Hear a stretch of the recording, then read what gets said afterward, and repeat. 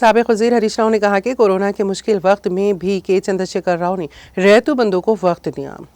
सिद्दीपेट में मीडिया से बात करते हुए साबिक वज़ीर हरीश राव ने कहा कि कोरोना की वजह से आमदनी न होने के बावजूद केसीआर ने किसानों को रैयतू बंधु दिया था। उन्होंने कहा कि रेवंत रेड्डी का कहना है कि 1,50,000 करोड़ की सरमायाकारी करके मूसा को खूबसूरत बनाएंगे, लेकिन वो किसानों को एक पैसा भी देने को तैयार नहीं है। हरीश राव ने सवाल किया कि क्या आप चावल के किसान को बचाएंगे या आप मूसी को खूबसूरत बनाएंगे, आपकी तरजीह क्या है? हरीश राव ने कहा कि वो किसानों को इमदादी कीमत नहीं देंगे, जिन्होंने मुश्किलात झेल कर फसल काटी है, वो रैयतू बंधु नहीं देंगे, बोनस नहीं देंगे। కేసీఆర్ గారు ఉండగా కరోనా వస్తే కరోనా కష్టకాలంలో కూడా టైం మీద రైతు బంధు ఇచ్చిండు కేసీఆర్.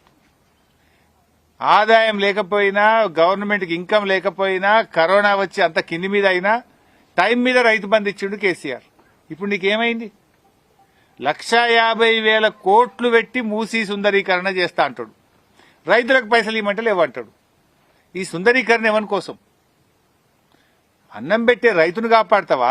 మూసీ సుందరీకరణకు 1,50,000 కోట్లు పెడతావా? నీ ప్రాధాన్యత ఏది? ఎండనక వాననక కోతులకు పందులకు అన్నిటి కష్టాలు పడి పంట పండించిన రైతుకు మద్దతు ధర ఇయ్యవు, రైతు బంధు ఇయ్యవు, బోనస్ ఇయ్యవు. ఓట్ల ముంగట అన్నిటికీ బోనస్ అన్నావు.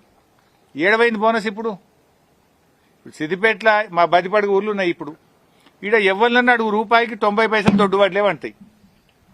10 పైసలు సన్నవడ్లు ఇంటి మందం 1 దొయ్య 2 దొయ్యలు పెట్టుకుంటారు. ఇప్పుడు నువ్వు సన్నాలకు బోనస్ అంటివి, దొడ్డుకి ఎగబెట్టివి, పండేదే దొడ్డాయి అంటే వడ్లకు బోనస్ బోగస్ అయిపోయింది. మోసం చేసినావు నువ్వు. రేవంత్ రెడ్డి ఇప్పటికైనా మంత్రులు ముఖ్యమంత్రి